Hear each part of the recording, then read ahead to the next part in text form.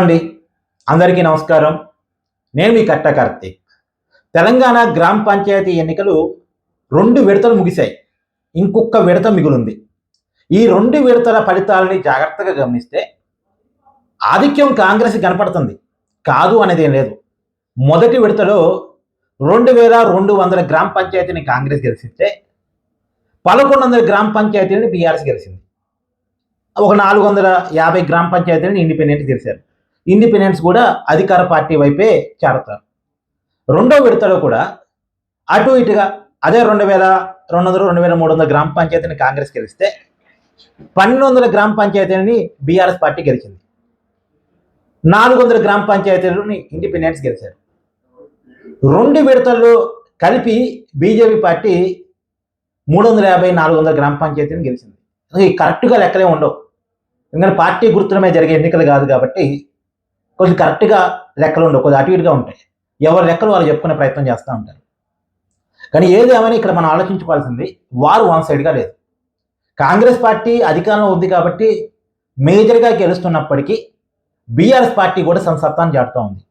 BRS party కూడా గట్టిగానే fight చేస్తూ ఉంది, ఎక్కువగానే సీట్లు గెలుస్తూ ఉంది.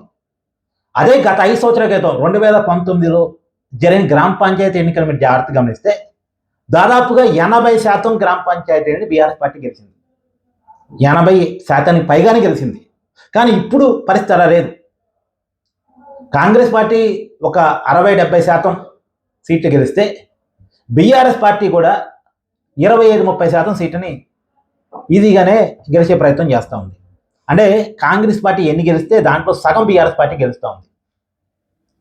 ఇక్కడ మనం అర్థం చేసుకోవాల్సింది, రేవంత్ రెడ్డి గారు అధికారంలోకి రావడానికి కారణం రూరల్ తెలంగాణ. అర్బన్ తెలంగాణ అనేమో బీఆర్ఎస్ పార్టీ వైపు మొగ్గింది 2023 సార్వత్రిక ఎన్నికల్లో.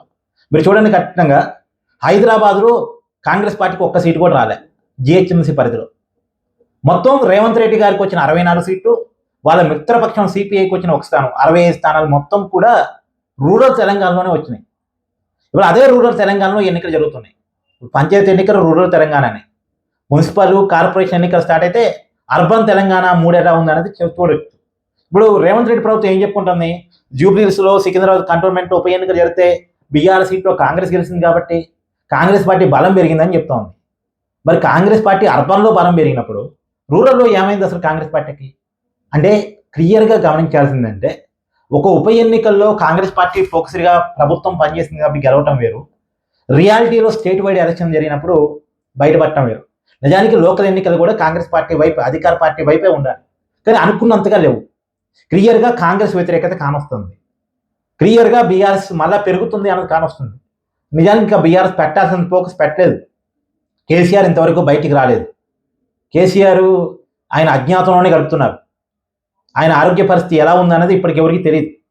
కానీ ఆ పార్టీని కేటీఆర్, హరీష్ రావు హ్యాండిల్ చేస్తున్నారు. ఈ పరిస్థితుల్లో కూడా అసెంబ్లీ ఎన్నికల్లో అధికారాన్ని కోల్పోయారు. పార్లమెంట్ ఎన్నికల్లో 1 స్థానం రాలేదు. 2 ఉప ఎన్నికల్లో బోల్తా పడింది బీఆర్ఎస్.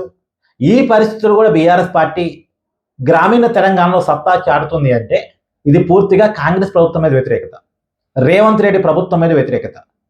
దీన్ని రేవంత్ రెడ్డి ప్రభుత్వం గమనిస్తే జాగ్రత్త పడితే బాగుంటుంది.